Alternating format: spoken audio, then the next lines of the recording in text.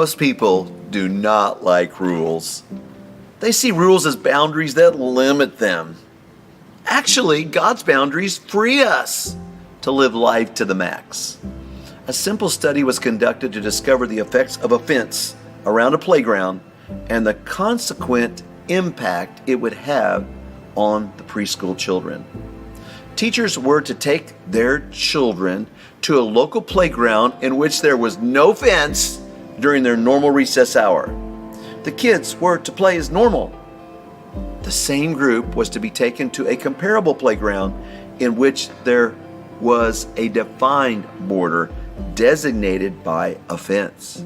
Now, in the first scenario, the children remained huddled around the teacher, fearful of leaving out of her sight.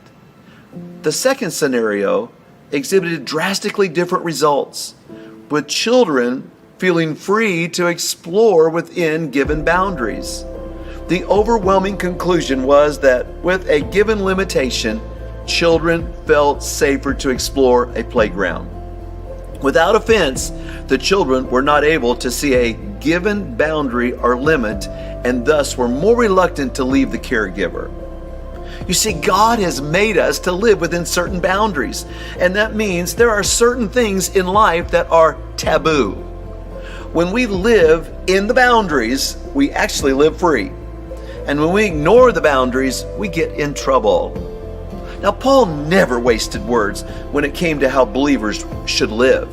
He realized that the Ephesians were exposed daily to all kinds of sinful practices, and he realized that they needed clear boundaries regarding sin. So first of all, he says to them that actually believers must walk right. Verse 3, among you there must not be any hint of sexual immorality or any kind of impurity or greed, because these are improper for God's people. You see, in Ephesians 5, he's letting them know that any kind of sexual indulgence outside of marriage was taboo. Paul emphasized that sexual appetites, they've got to be controlled. Secondly, he says this to them, believers must talk right. Verse 4, nor should there be obscenity, foolish talk, or coarse joking, which are out of place, but rather thanksgiving. You see, sinful, vulgar speech stemming from a filthy mind was taboo.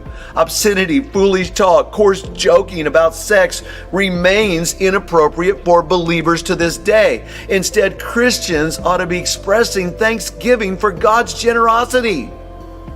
3, believers must make sure they will inherit the kingdom of God. Verse 5, for this you can be sure, no immoral, impure, or greedy person, such a person is an idolater. They won't have any inheritance in the kingdom of God. Let no one deceive you with empty words, for because of such things, God's wrath comes on those who are disobedient. You see, persistent sinners are barred from God's kingdom. Constantly talking the talk but not consistently walking the talk is taboo, and such behavior excludes one from heaven. Just calling yourself a Christian, it's not good enough. We must not be deceived in the 21st century. Disobedience is taboo. Obedience makes it possible to inherit the kingdom of God.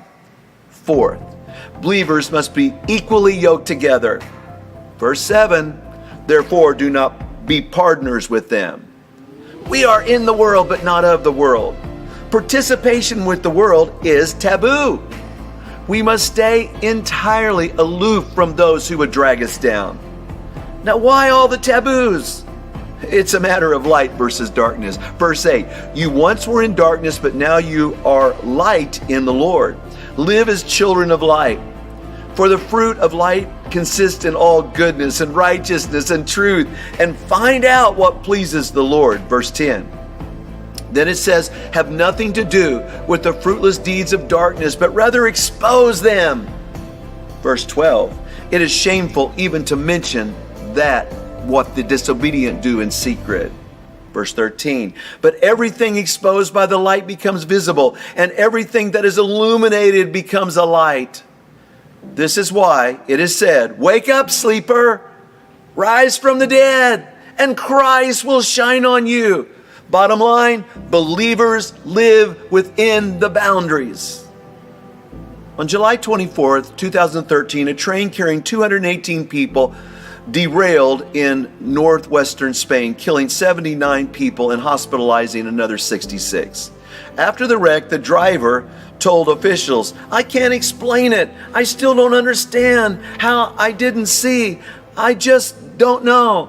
He said the journey was going fine until the train hit the curve. He said, "Oh no, the curve, I won't make it." Despite the driver's initial confusion and surprise, there was a simple explanation for the crash.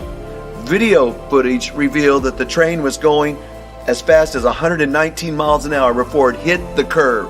That's more than twice the speed limit for that section of the track. So it wasn't just the speed that caused the accident, it was the combination of the speed and the location of the track. The train was designed to reach speeds of over 130 miles an hour.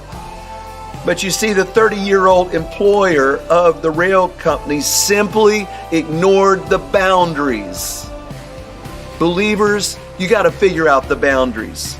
You got to figure out the lifestyle issues that God considers taboo.